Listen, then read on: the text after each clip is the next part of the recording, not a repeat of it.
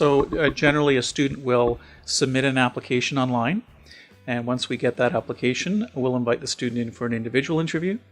The student will also participate in a group interview with 7 other students, and we break them up into 2 groups and sort of conduct a simulated classroom environment. The school receives about 1,000 applications a year for about 150 spots.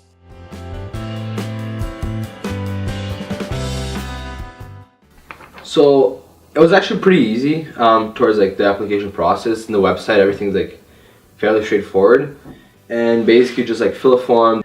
I had to do an essay, and they time me, and then I submit it. You had to get recommendation letters and also submit something you wrote in your English class. I guess the application process is all the same to everyone.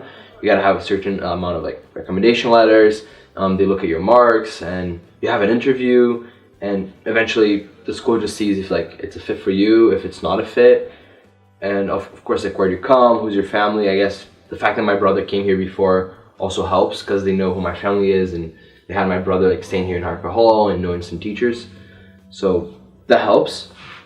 We have a proprietary document where we have characterized what is the ideal St. George's School student, and that would be academically, that would be socially, that would be emotionally, artistically, athletically. The rubric does ensure diversity. So I mean, if you look at the most ideal student would be actually the student who's the most diverse, right? But recognizing that most students are not going to have all the attributes of that sort of quintessential St. George's School student, we're going to say, okay, looking at the applicant pool, how are we going to bring in a class that really represents all of what we want at the school? So I would say that we're kind of racially and ethnically blind as far as admissions is concerned.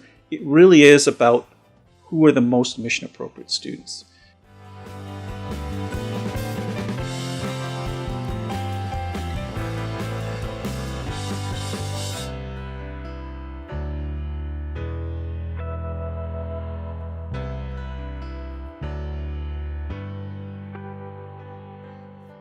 We would love to, as Canada's World School for Boys, attract boys from all over the world. But often language and culture are 2 different issues that may be more challenging for those students.